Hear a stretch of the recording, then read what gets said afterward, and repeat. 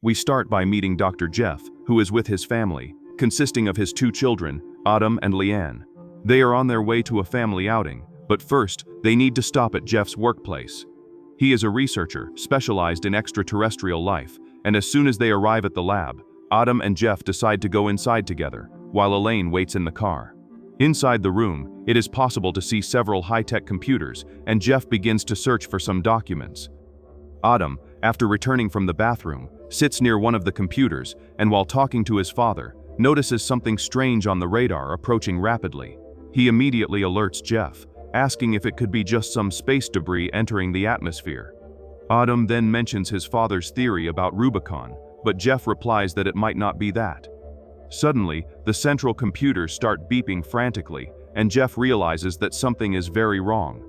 He immediately calls the president's secretary to alert her about the unidentified object. She asks him to contact President McCoy. At the White House, the Secretary of Defense, named Lesty, informs the president that he has received communication that a nearly perfectly spherical object has entered Earth's atmosphere.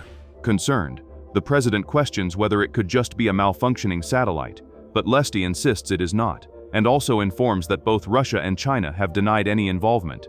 McCoy asks what the object's trajectory is, and the secretary replies that it is on the East Coast, near New York. The president orders the National Guard to be put on alert, and the Manhattan shelter to be prepared.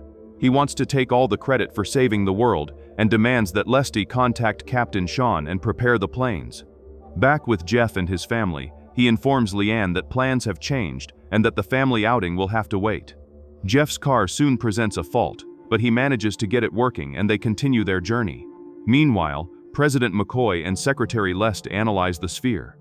At that moment, Dr. Grace enters the room and comments that the sphere is definitely not good news. McCoy, still unaware of what he is dealing with, decides to send a team to investigate. The president asks who discovered the object, and then Dr. Grace mentions that it was a doctor named Jeff, a widowed man with two children, who holds a PhD in astrophysics and specializes in astrobiology. She mentions that Jeff was the one who discovered the Rubicon anomaly, which emits radio waves as if something is trying to communicate.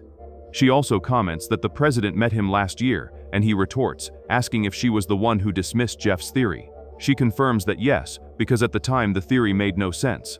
McCoy asserts that things have changed, and perhaps Jeff is right, then asks Grace to urgently contact him and for Lace to prepare the troops. Jeff and his children are now at their property. Leanne shows concern about the unidentified object, but Jeff tries to avoid the subject and asks them to come inside. Soon a helicopter lands, and Captain Sean comes personally to fetch Jeff. Autumn, interrupting, asks if he came because of the object he found. Jeff quickly asks his son to go inside the house. Sean explains that President McCoy sent him to pick up Jeff. He refuses the order, claiming he is on vacation with his children, but Sean insists, saying the object he detected is stationary in New York. Jeff asks several questions, but none are answered, and Sean explains he will tell everything during the trip. Jeff comments that the car and his children's phones lost signal, and he wonders if it could be the work of the unidentified object. He then accepts the mission, but asks the captain to leave an old communication radio behind so he can keep in contact with his children. Autumn and Leanne ask where their father is going, and he explains that he needs to go to New York. Autumn wants to go too, since he was the one who discovered the object, but Jeff asks him to stay with his sister. The captain then brings the radio and teaches the kids how to use it. Jeff hugs his children and promises to be back by dinner time. Meanwhile, the president is in a meeting with his subordinates. General Vargas informs that Dr. Jeff is already on his way with Captain Sean. Sean comments to Jeff that perhaps his theory might be correct, and that the president wants him to try to establish communication with Rubicon. Autumn and Leanne call their father and inform him that the sphere is on all news channels. Jeff asks them not to leave the house, but the signal is interrupted by some kind of interference. Sean asks Jeff how much he knows about drones, and Jeff responds that he understands a little. The captain then informs that they will need to launch some for reconnaissance. Jeff asks where the work equipment is, and Sean says there's a laptop in the back of the aircraft, but notes that Jeff seems afraid to fly. Still, he starts his work. Sean informs the president that Dr. Jeff is now prepared to start the mission. Jeff soon launches drones with infrared cameras to examine the sphere up close. He reports that it did not have any kind of reaction. It seems not to be alive, only detecting a type of radiation, and when the drones try to check the inside of the sphere, it quickly destroys them. President McCoy requests General Vargas to send all possible types of attacks. Soon, several military helicopters approach it, but are quickly destroyed. In the process, Jeff and Sean's helicopter is hit and nearly crashes. Next, several Raptor fighters launch attacks on the sphere, but with no results. Sean manages to evade the attacks and re-establish communication with Leste, informing that half of the troops have been destroyed. The president asks Captain Sean to hold on a little longer, and General Vargas says that reinforcements will arrive soon. The sphere then begins to move towards the city, destroying several buildings along the way. McCoy asks to continue tracking it, but safely. Jeff comments to the president that it is time to inform the nation about what is happening. Leste disagrees, but McCoy asserts that it is time for the population to know. From the helicopter, it is possible to see that there are still many civilians who have not managed to evacuate. Jeff grabs binoculars and spots two soldiers very close to the sphere. He asks the captain to rescue them, but Sean responds that they are too far away, and then the two soldiers are easily killed. Sean urges Jeff to remain calm and try to figure out a way to destroy that thing. General Vargas informs that 10 Raptors are on the way for reinforcement. Hearing this, Jeff asks Sean to stop the general, as this could kill thousands of people. Sean agrees and tells the general that this massacre will be on him. Vargas responds that now the decision is the president's. McCoy gives up the attack, and Vargas orders the fighters to turn back. But when the sphere passes near a power plant, Jeff notices that the energy has had some effect on it. He quickly grabs the communication radio to talk to his children. He asks them to prepare everything for a possible escape.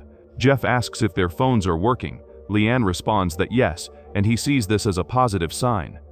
Jeff comments to Sean that he wants to approach the sphere to see what the energy caused on it. The captain says he doesn't want to get too close, but agrees when a civilian helicopter appears. He tries to contact them, but the helicopter is destroyed and ends up hitting theirs, which shortly thereafter crashes. At the White House, Leste observes that leaders from other countries want to speak with President McCoy, who steps away. Jeff and the captain manage to survive and find another soldier, who says all of his comrades have been killed. Sean asks if the man has any communication radio. He replies no, and Jeff remembers he left his radio in the helicopter. As he approaches to get it, the helicopter explodes, and a shard strikes the soldier, leaving him gravely injured. Sean quickly administers first aid and uses the man's phone to call for rescue. At the White House, Jeff and the captain are received by General Vargas, who informs them that the president is temporarily occupied. Leste also introduces himself to the two and warns that they are preparing an even larger attack, and as soon as the sphere gets near the sea, a warship will attack it, accompanied by some Raptor fighters. General Vargas then gives the command for his troops to initiate the attack. The ship launches powerful missiles, but something strange happens. The projectiles deviate, collide with each other, and even hit the ship itself. Jeff comments on his theories, stating that the vessel is adapting at every moment. The group then reviews the footage captured by the civilian helicopter. Vargas pressures Jeff to know exactly what they are dealing with, but he admits that he still doesn't have a concrete answer. At that moment, McCoy enters the room and states that Dr. Jeff has total authority there. He informs that other nations have offered help and asks Les to contact some colleagues. Jeff theorizes that the electrical energy directly affected the vessel, and Dr. Grace agrees with this hypothesis. Leste then interrupts the conversation, saying he has received information from other European scientists, and they have a new plan. He explains that his colleagues are preparing an attack with liquid nitrogen, followed by missiles to try to break the structure of the vessel. Jeff inquires how they will execute this, and General Vargas states that a military plane will be able to carry out the mission. Jeff emphasizes that no one knows what they will encounter inside, and Leste replies that is precisely why they are there. Jeff hesitates, but Leste states that he and the captain will go only as observers. Initially, Jeff does not want to go, but Sean convinces him. Meanwhile, in the city, the vessel continues destroying various structures.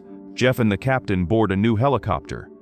The doctor tells Sean that on the next shot they can't miss because if they fail, the vessel will detect them and kill them. The captain reassures him, saying that they will both come out alive.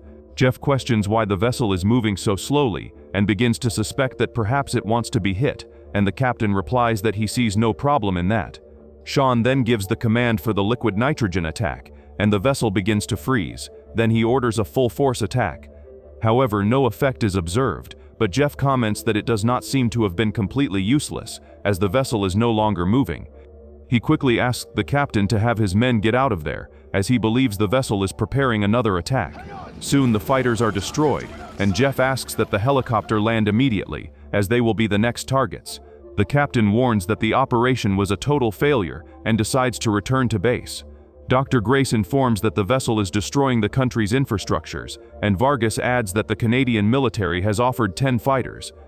And again, President McCoy asks the team to give Dr. Jeff total freedom as soon as he returns, and General Vargas quickly requests that Dr. Grace release the video Jeff had requested.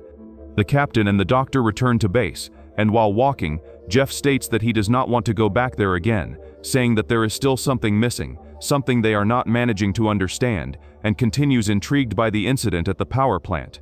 He asks the captain to obtain the security footage from the site, and Sean agrees, while Jeff calls Dr. Kate to see if her team has discovered anything new. She responds that no one reported anything abnormal, but Jeff insists, asking several questions, and she ends up commenting on the Rubicon theory, saying that the points are connecting, and perhaps all of this was an attempt at contact.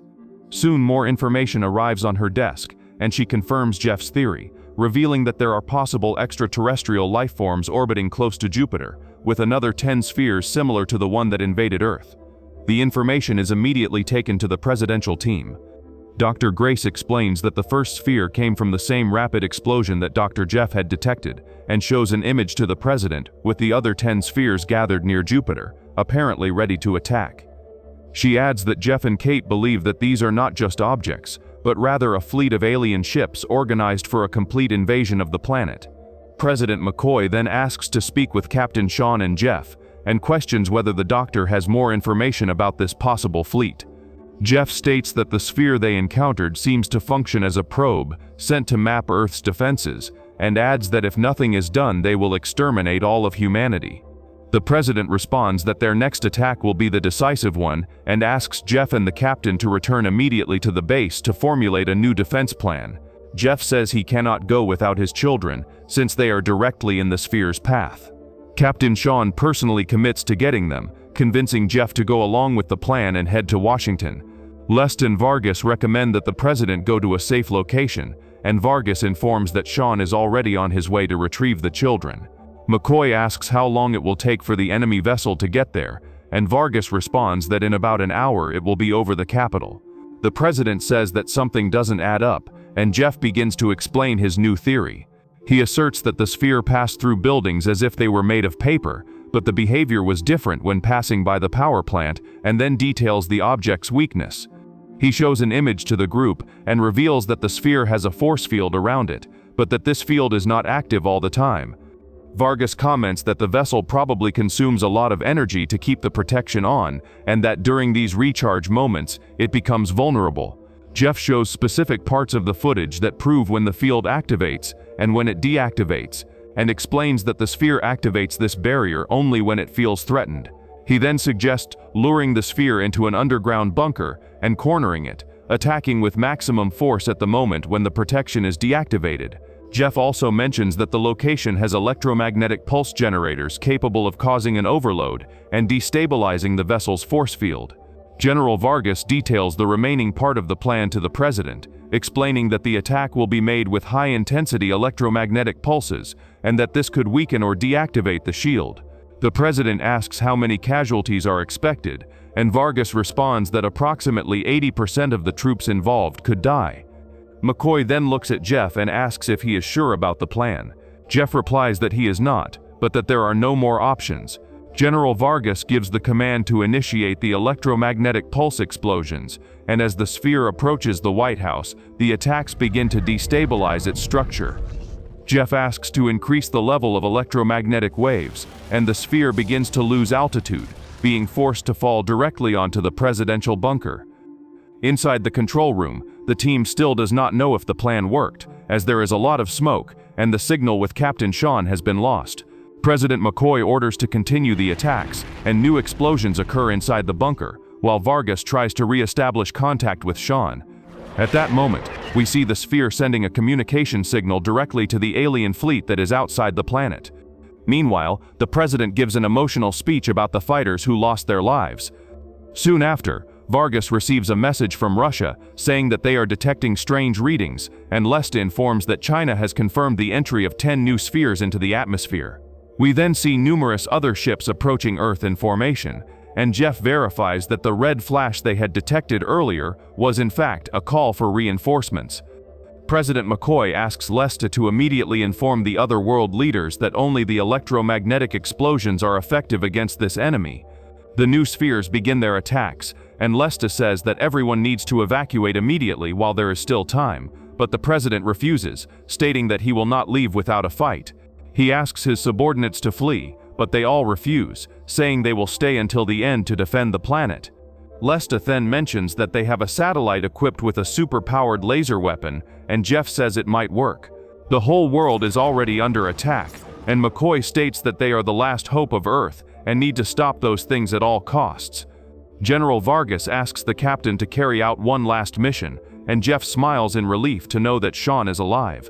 Vargas orders new attacks, aimed only at delaying the spheres, and Lesta reminds that the weapons on the satellite have never been tested. He warns that if they fail, they will only be alerting the enemies, and asks the president if he wants to proceed anyway. McCoy confirms the order. Jeff contacts Sean and asks him to use the remaining electromagnetic pulse attacks, as this may delay the advance of the spheres until the satellite is ready. Sean and his team go after the ships, launch attacks, and Jeff asks about the results. The captain responds that there were none. Sean then says he will make a sacrifice for the planet, and asks Jeff to take care of his children. Finally, the satellite is activated and fires a powerful beam that hits the sphere directly, shaking the Earth. Soon after, the vessel opens, releasing several alien creatures, but a new explosion from the satellite destroys all remaining spheres and completely eliminates the creatures with its lasers. Hours later, Jeff appears in a hospital, injured, and his children come to visit him and update him on the victory. They ask about Captain Sean, and Jeff says he was a true hero. The president then arrives at the hospital and confirms that Jeff was right about his Rubicon theory, stating that after the destruction of the spheres, the remaining aliens retreated. He invites Jeff to join the international defense team, but Jeff declines, saying he prefers to live in peace with his family.